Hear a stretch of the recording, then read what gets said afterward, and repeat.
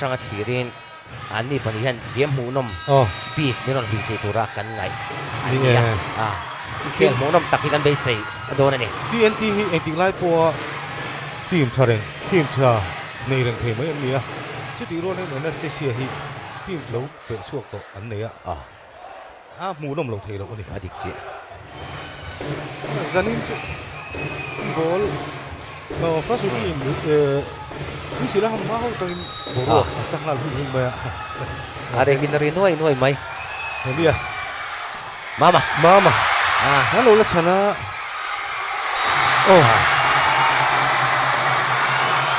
poi lo chi la tv lam tang lo en tu te tan pon ngai thak si om yang ti te po lo khopani ei service chana chắc mày chiat kan ti to ha mi thu thấu le em mai mi thi thấu le ang mai an ni awangi an phur wang lai ni an Anastasia volleyball club hian an het dai don em din sang an lo nai ni ma wal buang wal buang cha em an tla emo an ti to chuta an chu ta an lo tling sha ma semi final ro pui takin an khela an hu blue zo tat lo Karthik Anastasia volleyball club hian hu pe an lo tum don ani an dam chat zo Karthik mangin point an bo captain ruat sanga service nei chun zoma wal buang an hu blue zo tat lo blue shot mama service nei chun zom dona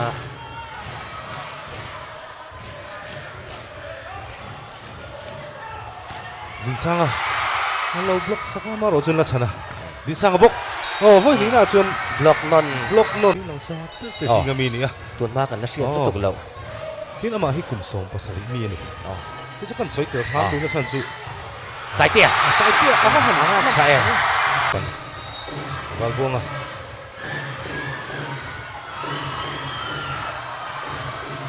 ball tra Karthik ava hẳn miếng chín em Karthik rồi này thấy anh ấy lúc ở top thì sẽ chiang em adik chia khát tiếng anh ấy rộng chuan tôi mở đòn này Karthik service cha easy ball and Tenpeya attack chance Anastasia la min sin zama Heli và lan liền ball nan tu ko ko ngai lo block zone này khang chu ven này nào lo ven sa Karthik pass ball tra zo ding liền ke zo ding liền đi thap pa alaya ni sila zo ding te ma ten ho em ma chu tiang chia chuan Anastasia volleyball club te hi alaya Karthik an neya sigura den sang ale ani pui kan soi ta kan than players no bang te ni setter chatur ji ngami ni te out tat mai sing so la ni ram dina setter cha kan ti kha setter ka avahan onem setter pa nai ni nè ton chiat nei angai game rek này hian zo ding 7-6 ani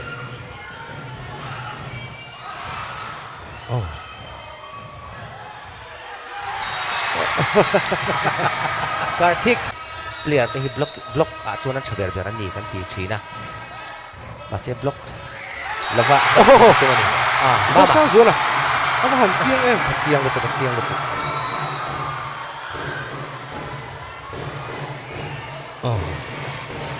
có pui lùi tên te chung alom tung sai mo mong ni sa taka service nei chun zama first ball tu sam tlat lo first ball ngai no lo chi bang chu ni le nam point hi ni dung tak kang pui ni din sang ha sa 10-7 ani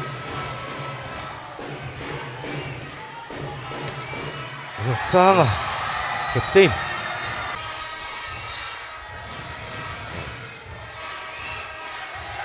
service omelet service universal player hit player thuru kan ni dek ta tu attack tu dia base yan dia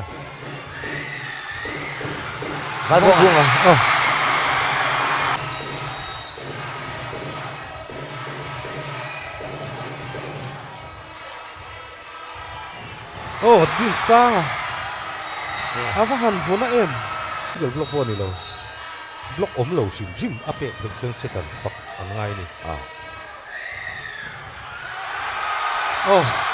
mama apa handphone đó em rồi sang rồi là service này chung sama đúng cho sa mình first ball trả lâu tắt Karthik tan ball lại tắt này phá vuông à hụp xa sâu hụp luôn dấu đó tắt bình thường còn em chung sama đấy mà mama tiến tới tay nó service á sẽ phải tra nó ở trên núi là nó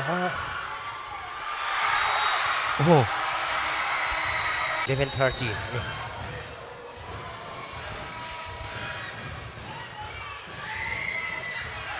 rồi đi nào lối chân saka Karthik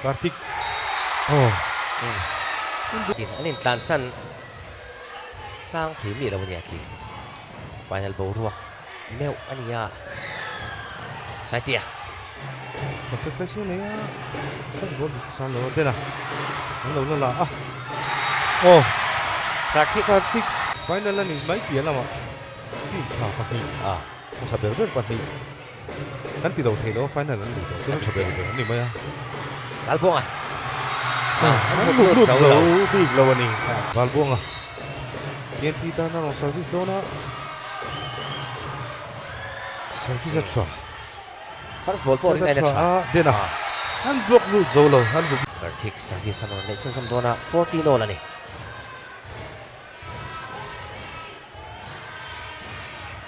India tan polo khel to ni Amaro chu. Service three tat side tia side daw. Service ano na isang sama TNT Volleyball Captain. Helia. Ano san cha em. Galbong Helia na huk lu. Volleyball Cup laga ni lo chang to an niya.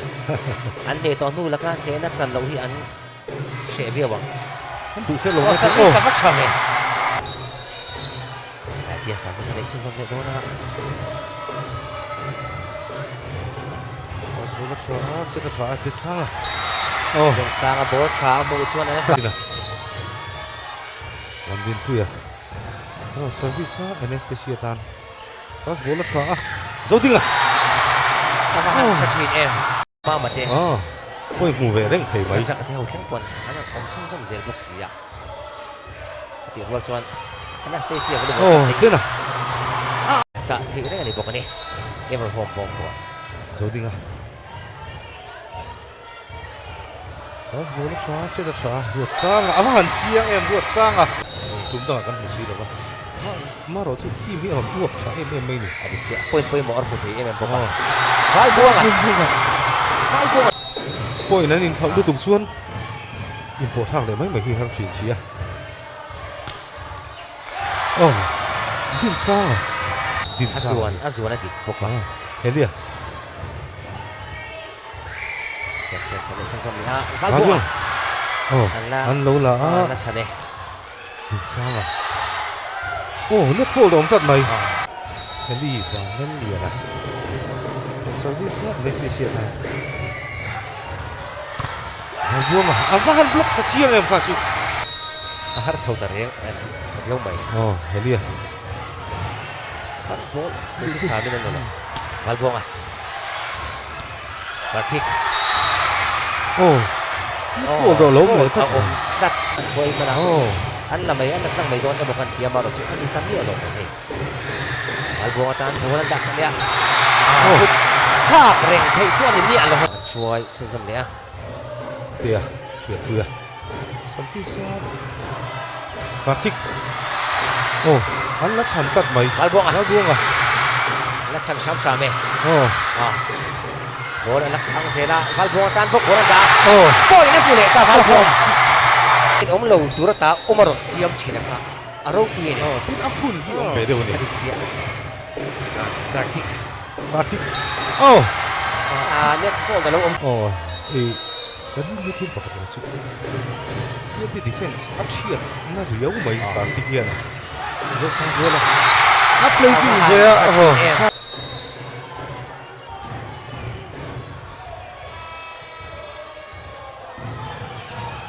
Karthik. Hắn là chắn cắt. Easy ball. Thona attack chance ni chung jama. Din sang hẳn chiang em. Din sang à. Áo lầu phan sẽ kia sang thì đâu âm mãi đâu chứ volleyball là trong bẩn lìa nên chắc Tun din huna chuan. là trong bẩn lìa nên chắc val buông à anh là chana Chan tat. Kartik rồi Oh.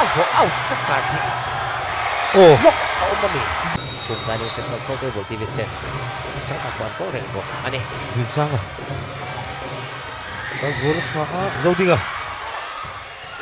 Oh, Kartik. Apa han kuinya ka chu. Cái đó set suat thế ni. rồi set chung dòng lệ theo cuộc kinh khẩn điện hoa là nhiều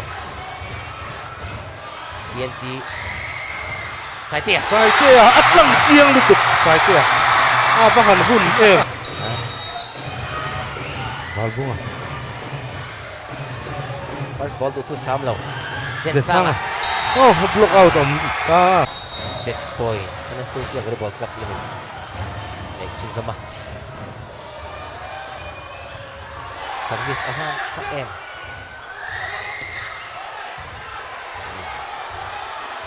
attack Johnson ya dia sang bok Oh, at chiang ani ha chu. Anastasia với ball captain 26-24 in set nan là tadi Set ti na. Dang lam na non pen thengem. Nghe ni anesthesia hin kan ta han ti sok do ni. TNT. Ta tian no service na. Kartik.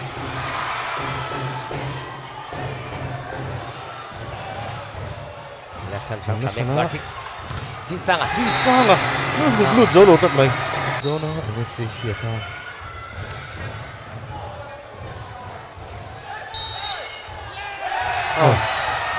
Ri chi le nam ta kha khoi poi pol thal lo ani. đi chị Ro sang à. Sadak à. sai tia Sai te. lúc out ôm đón em một cái ôm lâu Ro sang à. Zo ding à. Service zo na.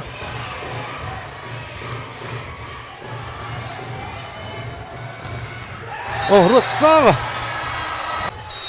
nhưng có xây tầm lúc tục là vào mà rồi chỗ thấy tụi tụi nó có tên cho anh na rồi lần tiếp tụi tụi mấy quên một nó làm thọc chuột sầu này mà Zo sang xuống à. Out. Din sang à.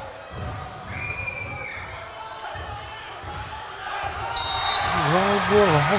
đâu xây ra cái điểm chuột anh là xây xem với được một tập tiện ở trong phòng trận gì đi xây mấy thầy là vậy and middle player then sang ông mà tin sang à ông boka tin kapten buat sang siapa bok ni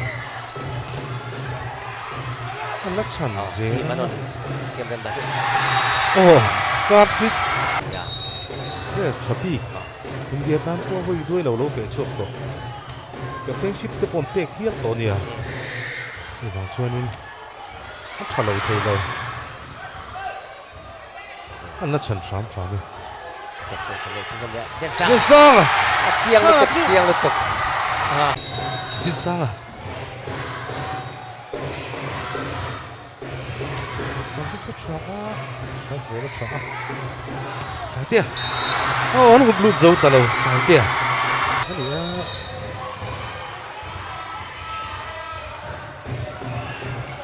Thích đủ thứ sao lên. Sân áp một lần á. Mà rồi chứ. Anh nó chăm sám sao à. Buông à. Set. Anh nó tốt rồi. Sai te. Kartik. Ama han chiang thủy này Kartik. Diagonal hi atang pui thuin kan la khar thiam lo tu wa. Kan khar thiam ho chuan kan ngau te. An zo te ste. An ma tu to don em. A service. An mea. Ten tu ni ta. lên sang châu lên về service A serve ni de ta. ang han chachim em masa ni ya set ni na ero tungkin muna chan an zorra ni A service an ni de ta. 12 Drew chan tae kalbong bola ron net sing sama Mama. Oh, sao số là ở phần cuối Ai sầu cắt rồi.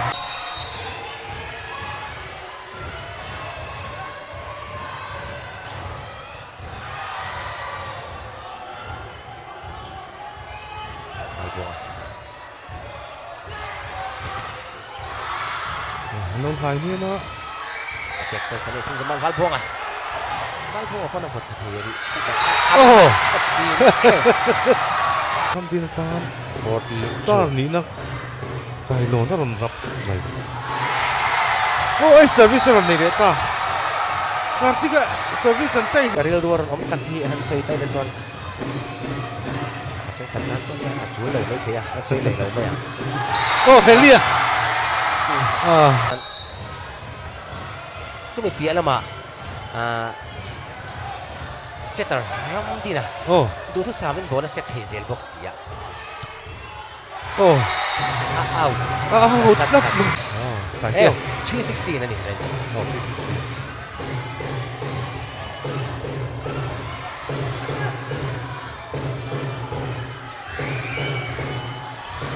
sai tiêu oh Anda chana attack chân sân chân som le.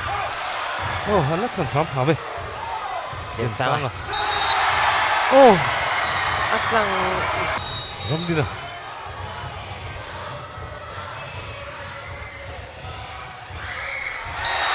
oh mấy thì anh làm nào là chưa alo thei lo ni. ram đi nào xích thứ sáu đầu thủy nữa Kartik oh Ka chu phải phải tận mày ya. Universal tagana ron khel thei ni do gar mai. Ama himo.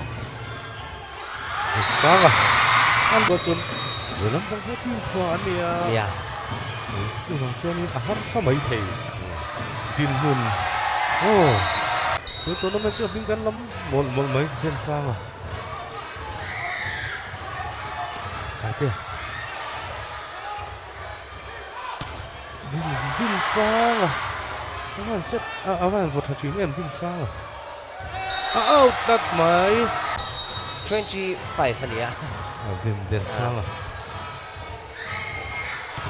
và buông à cái thủ đô nên anh ấy sẽ bùi thở đâu bùi gì à Anastasia baru World Cup set anpa na chau le ta em. sao biết sao vậy Suaka.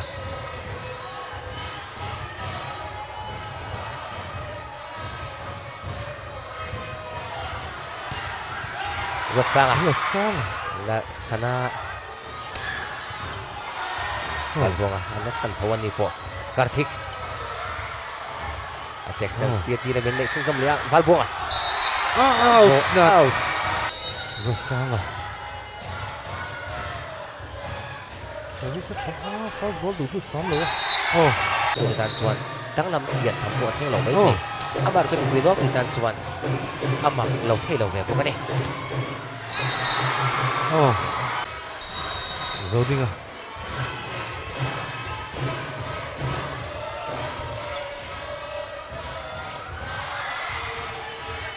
anh đã chăm sóc rồi á Di chung som le kala. để Adik sia. khám anh ta tốt để ổn mấy chuyện nào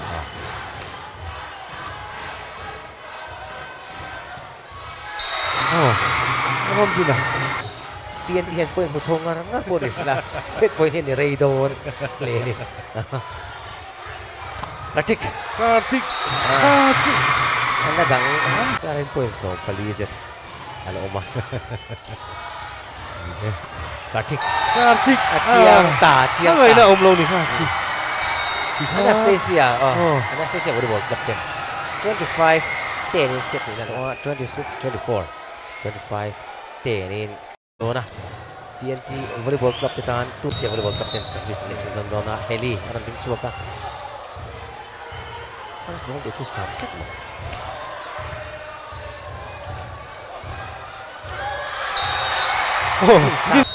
One is run Anastasia Volleyball Club Ten man. Sun som le. Chan Shame. Karthik. Buat sang ah. sao ชันโซเอ็มอันนั้นชัน เอ้ย โซไหม chứ อาฟาฮัน anh ชัน gì vậy อ๋อตุรกี เอ้ย โอ้ข้านี่ ครับ เอ๊ะอดิเจีย anh số này không số đi out là ตัวมา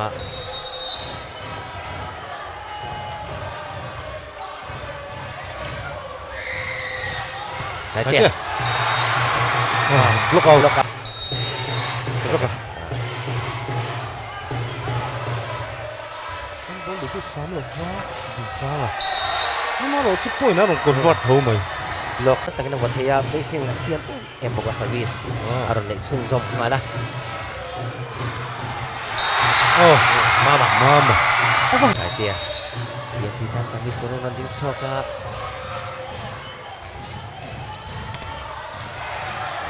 oh anh Block hụt out dâu rồi này. bisa thì đấy người à là thích ทุกบอล first ball โคชาย oh และกลางสามเลย oh anh lát sẵn sàng phá vậy เดินสังอ่ะ sao à อันหุบเลือดจัดใหม่ mama dâu sang dưới là โฟร์โอ้แล้วนี่เด็ดจ้า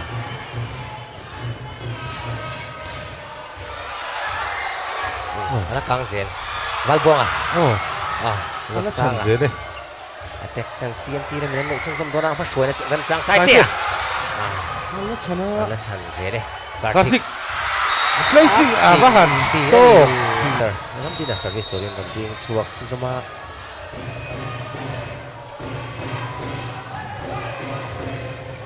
first ball ดูทุกสามโล anh lát sẵn dưới nó Karthik out tất bật Malbong service na ng Susan Dona.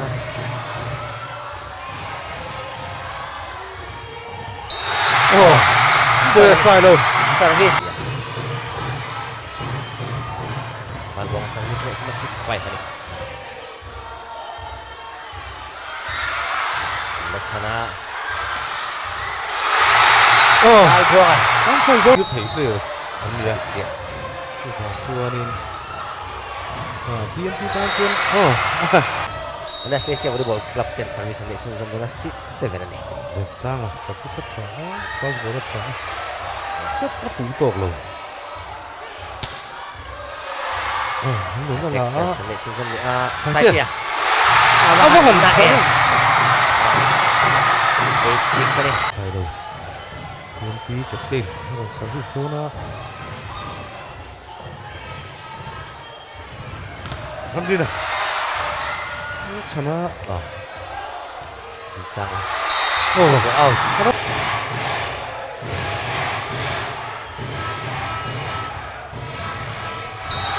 oh Heli Akai, apa sisi dan minum dulu ya Mizoram volleyball bola itu deh malah itu tekan apa dulu ya sedekah Aditya.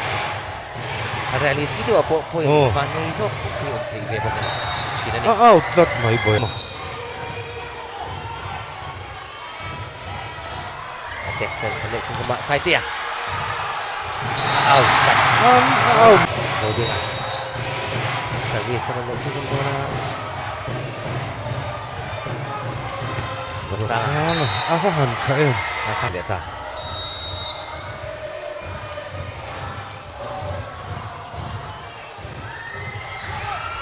Side dia. Kecil untuk. Answer. oh Sauda. kan soi thủy nè ini poin ini lắc kỹ nó cần cần gì đâu ngay chỗ này Aditya.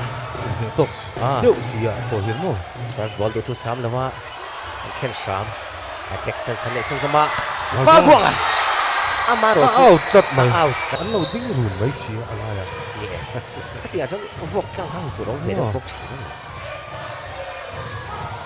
Sai dia. anh phải block chi tăng em cả chứ Kat. tha pin tệ mình lịt nè cả tên tha pin Salah. lịt sang sau khi sắp phát sắp được thì sang rồi Karthik Cuba. oh anh block nó mà rồi chứ out rất mày Anh hụt luôn sâu. kan ni ya ama malah na te pol chatak te poi kan na nei tu ra bei sei la mama oh Kartik ka tisual ve chat mai kha chi Kartik tu re ka big lo de wani Ramdina no la te racing ni mara chu chep tok Valbonga ama han block na chiang em chiang tok Valbonga Kartik 12-14 TNT volleyball club 10 point in Mala Soya Anastasia volleyball club kan Kartik service ni sin sama Saitia oh an san zo lo kat mai lo ya ni ta Kartik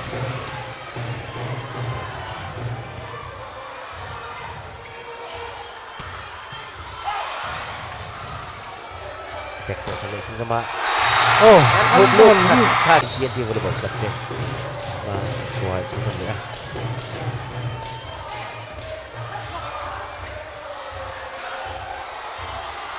Valbonga sana den sanga oh atok lutuk den hindi na servisa ano siya ka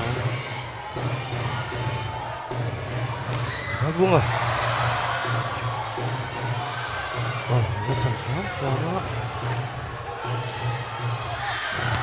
Valbonga bok oh Kartik apa defense coach Hario mai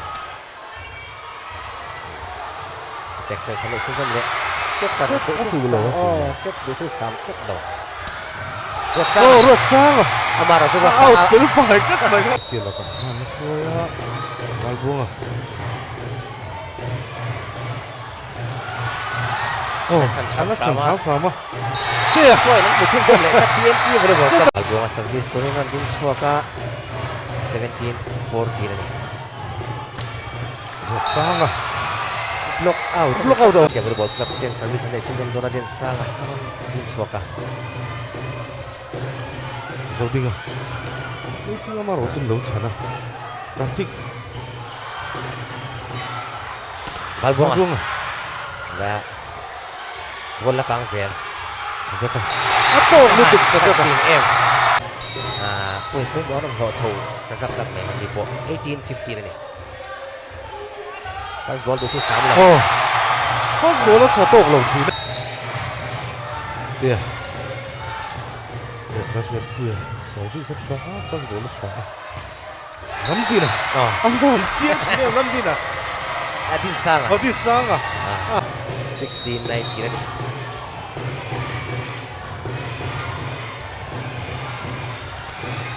sadaka 4 ni ha ana ni thak chi na ball du thu sam lo lo chi na Zodinga sana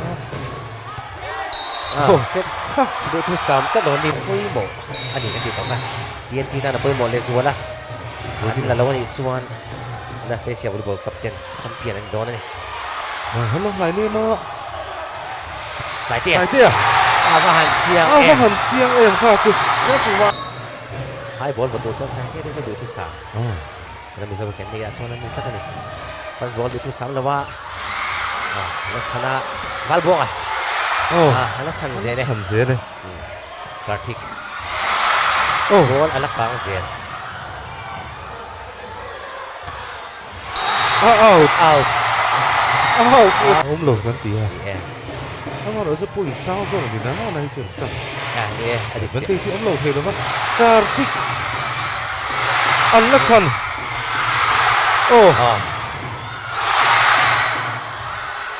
ăn nó hạt túi miệng Kartik ngày nào đâu thật chứ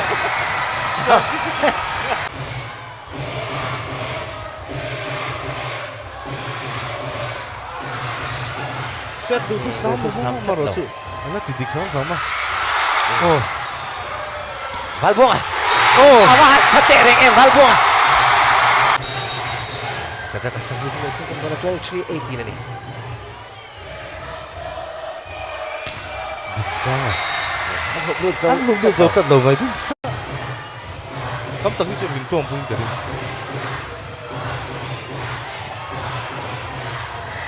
sai tia anh lục được chia em Vincent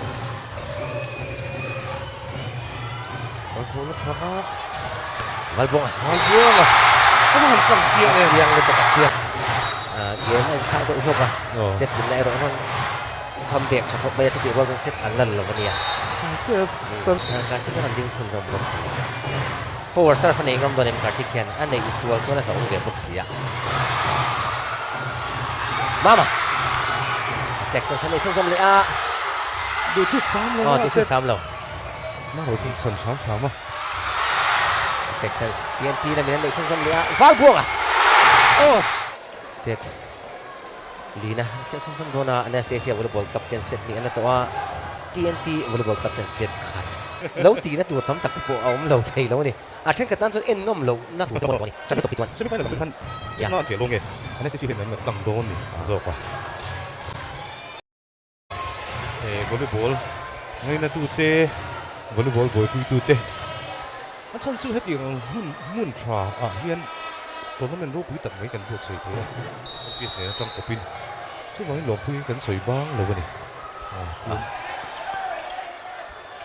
ฟาสบอลที่ซ้อมหรอครับ TNT นั่นเป็นแตกจนฉันเองชนจมโดนวาลบงอาฟาฮันชาเอ็มอามาเราจะเล่นชันชาเมการ์ติกเล่นชันชามเสียโอ้อันนั้นชันเสียโอ้จุด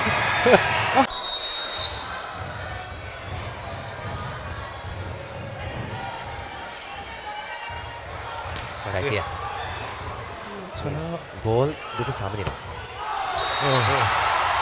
ซ่ามาค่ะโซ่ซาวิสโดนะเปลี่ยนทีดอน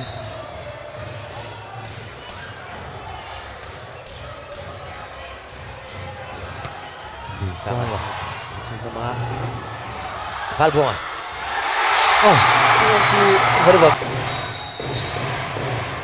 poin kat put di ahlu mah ahar sabok poin kat put Fatik ai kha nang cha nang kha han khat sila an lo la ni mai tur ni ri ruwa nom te ta soi fa ma ni chu ni poin sana Valbong sang rồi là Serta service dari Madin Suaka.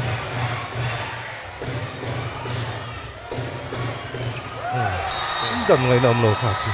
Mong phiền tất cả rồi. Mong thiệp. Adin an spiker thắng. Din sang ở đây, din sang ở đây. Mong thiệp hệ em xem đây. Hình chưa. 4-3 ini beta. Out lah.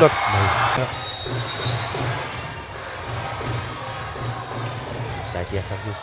Ni first ball itu Santo udah marce. Kartika. Sebenarnya bola ke saya ala chane. Saya easy bola tempia. Alva hook chaem. 6-3 ni. Ai man lâu chứ chứ anh nếp anh nếp mày mà. Ala chana.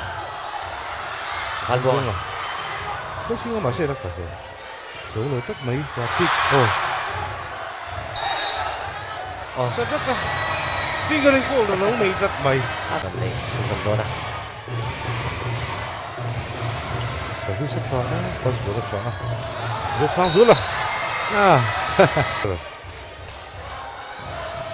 Nếp cắn thì rất là tổ tù nín thật kìa. Nè. Rồi sang xuống là cả dấu lối tất nha. TNT dan minat action sampai sama Valbong. Alahan Chaem. Mama. TNT dah dengan service tu nak. Fast ball nak faham. Anh lồng nó hụt lụt cắt mày. Thật sao? Valbong Alahan Chaem. Hụt ni apa sih ni? Kan dia nama itu. Ketika kan dia Habib nang nabi kanan Cina ni. Valbong anh có hàm block kecil yang pasuk head. Dia loncaran block block Habib kan dia sim block Bisa penting lah. Apa kecil yang pasuk? Ada yang ada lawan ni. Ani dia betul betul kan ni. Saya dah fuck lock thay đâu kecil yang pasuk. Ada je.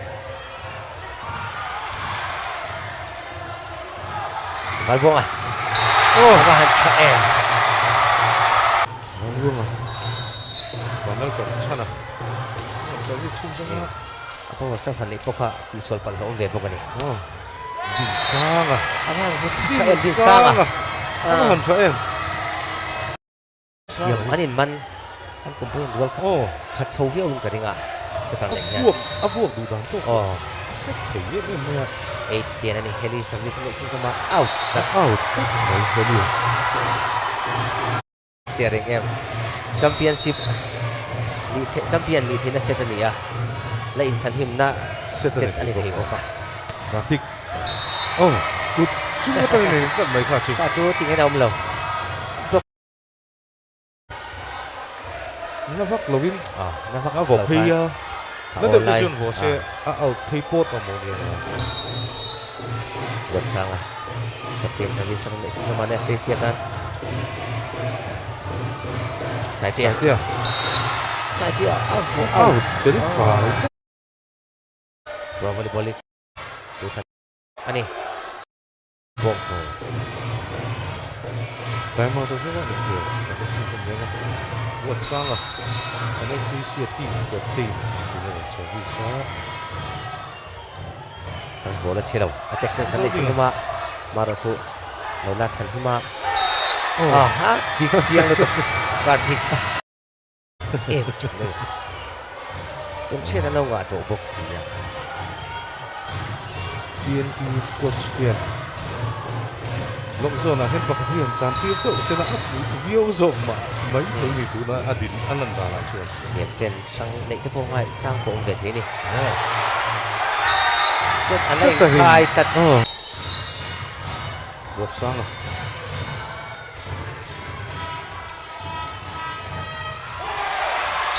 Set khai.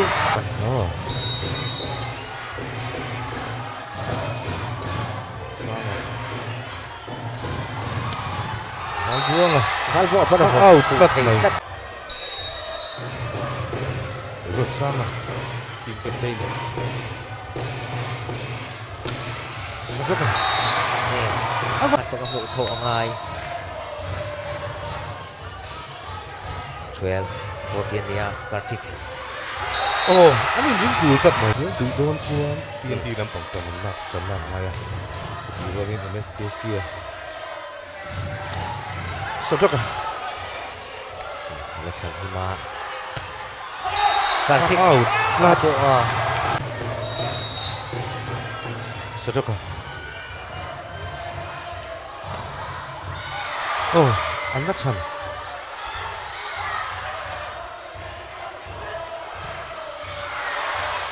Anak chan jen. Lucu. Top em. Champion. Tu sâu sâu po champion sana van le van. Kan pi đâu thấy được không? Anak chan ni. Texans. Aneh sih cuma. Han belum solo. Lagi. Aduh emang. Cuma itu nama LPS bisa cina. Pro volleyball league. Cuma lo cat nama hei. Kemudian dah. Kemudian semua sih mereka nanti tahu. LPS bisa kefakan pung orang ini. Sao chưa à? Có vẻ là cái nổ cắn từng độ. Từng mạng hậu lỗ xuống thì nó không tốt đầu tiên ra thì mới đổ. Kartik.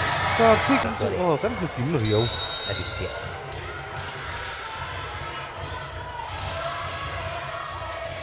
Alhamdulillah service na ya. Valbuông à. Kasi na niya. Nachana. Mga matangan dito sa lowa. Uyong em. Dan sang ah. Adik. Alhamdulillah service na isusam daw na. Tetap sah. Kan tiga.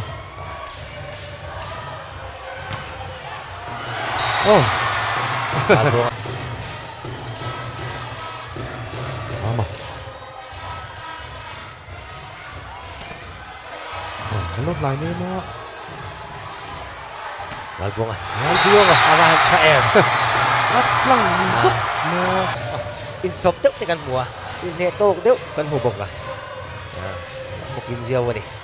Atheng tu orang atheng. Ah. Bila Din sanga bahan ting ting ni.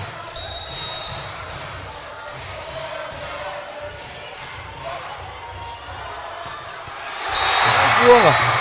Apa hal tapi sana TNT dan outlet này Tuesday ông lệ chuan le adang lam le the heli sampi sam le chung sama sedekah lah hai đút sáu phàm à nó chỉ first ball đút thứ sáu lâu ini hal buang ah outlet out an block yang bukan ke sedekah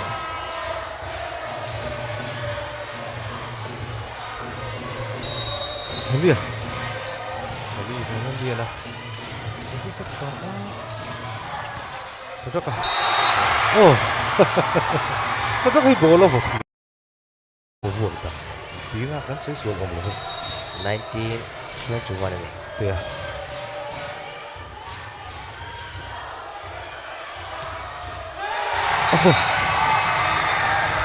Oh, buat sang ah. Sai tia. Sai tia. Oh, Akai lâu lệ to. Din sang le. Ramdina. Anta na poi mo ni. Apa han chan cha em. Na chan cham sama sai tia. Sai tia na tok. Champion. Le lam hian poi nga anon hu hian anon ni rol don chaw ni. Diksia. Sai tia. Adik. Sai tia. Anastasia Volleyball Club ang champion doon. Anastasia Volleyball Club din ang titigan ni John ang champion doon. Oh, Anastasia Volleyball Club din. Sang nila som paruka Pro Volleyball League o mas ang champion. Sang dia. Sang nila som nila pang champion ang nation zone doon. Kartik! Atsiangka! Anastasia Volleyball Club Electric 20. Ever home Pro Volleyball League sang nila som nila pang champion. Anita. Game apa hal bulon ke dulen. Antuma. Ansual chua kani. Atira game du tu sam lawan ng khela. An irin first player po du tu sam an lalavani. Amay ro chu Karthik anan lak no aro hoi kio sai reng an rel lova. Dangam na kon sen tu. Chu wang tak chuan Anastasia Volleyball Club te hi don din huna chuan an champion hi. Volleyball Club volleyball shetchiang tu volleyball ti gu de chuan mak an tiro. Mani. Tin Karthik ka pianama kan sei fauchi captain ruat sanga. Tin din sanga veteran. Din sanga auma tin setter cha em ram din auma. Chui pira middle pair heli te lo chewani. Chu wang chuan Anastasia Volleyball Club te an champion hi amo lo. Tun to ra mena hian atira bultan tharo ma se alai hol tang khan mason zong char charin kala champion hi Fighter dikta kan ni. an thu